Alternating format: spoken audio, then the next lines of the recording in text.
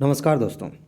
आज की इस वीडियो में मैं आपको बताने वाला हूं कि अगर आप ये 3 गलतियां ना करें तो आसानी से सीसेट क्वालिफाई कर सकते हैं, बहुत आसानी से। इस समय लाखों लोगों की समस्या ये है कि वो जीएस में बहुत बढ़िया करते हैं लेकिन सीसेट ही नहीं क्वालिफाई कर पाते, और इनमें से 99% लोग ये 3 गलतियां करते हैं और इसी की वजह से सीसेट में रह जाते हैं। एक एक करके बात करेंगे आज। 3 गलतियां हैं, ये आप ना दोहराएं, आपके लिए फ़ायदे की बात है। आप आसानी से सीसेट क्वालिफाई कर सकते हैं। देखिए, एक बात आपको अच्छे से पता है, भली भांति पता है, नहीं पता है तो रिवाइज करा देता हूँ, जान लीजिए। क्या है कि 80 प्रश्न यूपीएससी पूछती है और अगर मोटे तौर पे देखा जाए तो 27 क्वेश्चंस उनमें से अगर आप सही कर देते हैं माइनस मार्किंग हटाने के बाद, आसानी से आपका हो जाएगा। लेकिन ये 27 प्रश्न भी नहीं हो पाते। क्यों नहीं हो पाते? ध्यान से समझिए। पहली गलती क्या हो रही है, ध्यान से समझिएगा इसको। पहली गलती ये है कि हम में से जो लोग सीसेट नहीं क्वालिफाई कर रहे हैं, बहुत सारे लोग ओवर कॉन्फिडेंस हैं और बहुत सारे लोग अंडर कॉन्फिडेंस में हैं। जो ओवर कॉन्फिडेंस में है उनको लगता है कि कोई दिक्कत नहीं है, हमने मैथ पढ़ा हुआ है, रीजनिंग बहुत बढ़िया है, जाएंगे सीधे एग्ज़ाम देंगे, आराम से क्वालिफाई कर लेंगे। और पता चलता है एग्ज़ाम में कि दिमाग काम नहीं कर रहा जिस तरह से यूपीएससी ने पूछा है। और जो लोग अंडर कॉन्फिडेंस हैं वो तो पहले ही फेल हो गए। वो पहले ही मान के चलते हैं किसी सेट में उनका गड़बड़ होगा, वो फेल हो जाते हैं। कहीं कहीं पे ओवर कॉन्फिडेंस थोड़ा काम कर जाता है, क्योंकि इससे हिम्मत आती है कि चलो कर लेंगे तो बहुत सारे क्वेश्चन सही हो सकते हैं।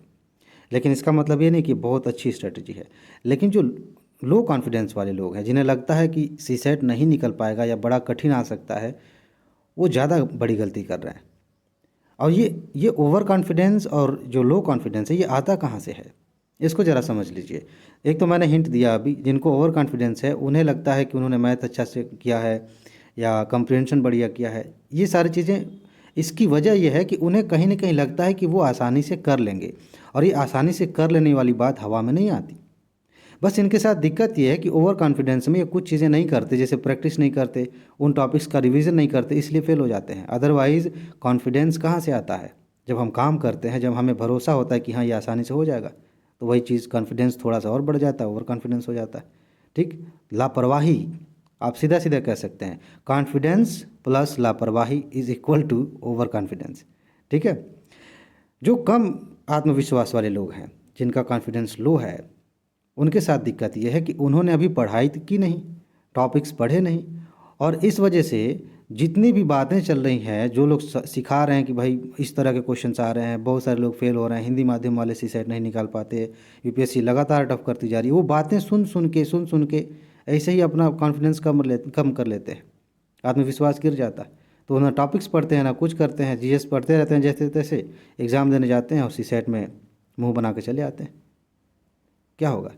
ये गलती आप नहीं करेंगे। और इस गलती से बचने का क्या उपाय है? वो है कि जब आप दूसरी गलती जो बताने वाला हूँ इसको अवॉइड करें। दूसरी ये क्या है?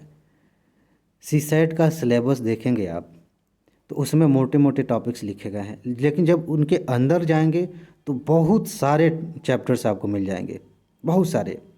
गिनती करेंगे तो पता चलेगा मैथ में अरे बाप रे इतने सारे चैप्टर्स पढ़ने हैं, रीजनिंग में इतनी सारी चीज़ें पढ़नी है, कॉम्प्रिहेंशन का पता ही नहीं है कि क्या पढ़ना है। इसकी वजह से क्या होता है कि हम कंफ्यूज हो जाते हैं, हमें पता ही नहीं रहता कि हम पढ़ें क्या। फिर इसका उपाय क्या है? आप चाहे जैसे भी करिए, पिछले साल के क्वेश्चंस पेपर उठाइए और देखिए कि इनमें से कौन कौन से ऐसे चैप्टर्स हैं जहाँ से प्रश्न सबसे ज़्यादा आते हैं। क्योंकि मैं फिर से याद दिला दूँ, सिर्फ 27 क्वेश्चंस आपको सही करने हैं। चलो मान लेते हैं मोटा मोटी 30 क्वेश्चंस आपको सही करने हैं। ठीक है, 30 क्वेश्चंस 80 में से। अगर आप ये जान जाते हैं कि कहाँ कहाँ से सबसे ज़्यादा प्रश्न आते हैं, कम से कम 40 क्वेश्चंस वहाँ से कवर हो जाते हैं, सिर्फ उन्हें तैयार करिए। इसके बारे में मैंने वीडियो बनाया है, आपको टॉपिक्स भी बताए हैं कि यहाँ से सबसे ज़्यादा क्वेश्चंस आते हैं, आप जा कर के देखिए। ये दूसरी गलती है। जब हमें पता नहीं होता कि हम क्या पढ़ें तो हम कुछ भी पढ़ते हैं। जब हमें पता नहीं होता कि यूपीएससी कहाँ से सबसे ज़्यादा प्रश्न पूछ रही है तो हम कुछ भी पढ़ते हैं, और इससे हमारा जो आत्मविश्वास है वो कमज़ोर हो जाता है, इससे हम भटक जाते हैं, हम किसी और एग्ज़ाम की तैयारी करने लग जाते हैं। यूपीएससी के नाम पे हम एसएससी की तैयारी करने लग जाते हैं, क्योंकि हमें लगता है कि वहाँ भी मैथ, वहाँ भी रीजनिंग पूछी जाती है। अलग है, अंतर है। ये चीज़ें कैसे समझ में आएंगी? जब आप पिछले साल के क्वेश्चंस देखेंगे, जब आप पहचान करेंगे कि कहाँ कहाँ से प्रश्न आते हैं। ये दूसरी गलती है। जो लोग ये गलती कर रहे हैं, यानी कि जो ये नहीं पहचान पा रहे हैं कि कहाँ से प्रश्न आते हैं, वो बहुत बुरी तरह से भटके हुए हैं। उनका सीसैट क्वालिफाई करना बहुत ज़्यादा मुश्किल है।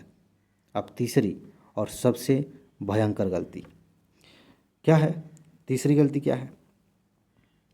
हमारे पास जो लोग सीसैट नहीं क्वालिफाई कर रहे हैं, उनके पास एक अपनी स्ट्रेटजी नहीं है। किस तरह की स्ट्रेटजी?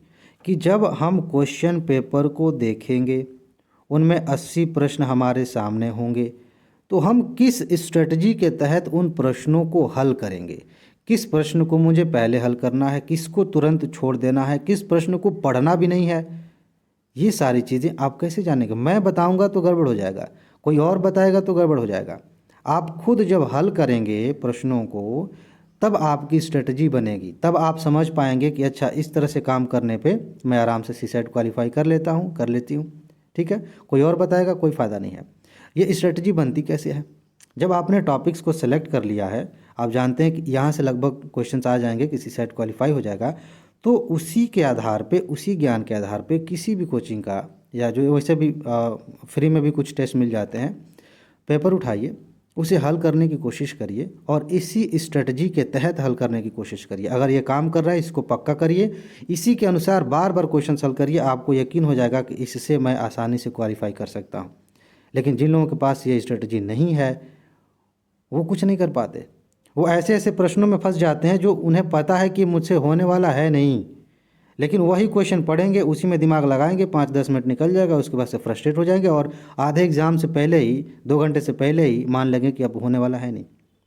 समझ रहे हैं? ये सबसे भयंकर गलती है। जो लोग कॉन्फिडेंस में है उनके साथ भी ये दिक्कत है, ओवर कॉन्फिडेंस में जो है, जिनका आत्मविश्वास कम है उनके साथ भी ये दिक्कत है, जो नहीं पढ़ रहे हैं उनके साथ भी ये दिक्कत है।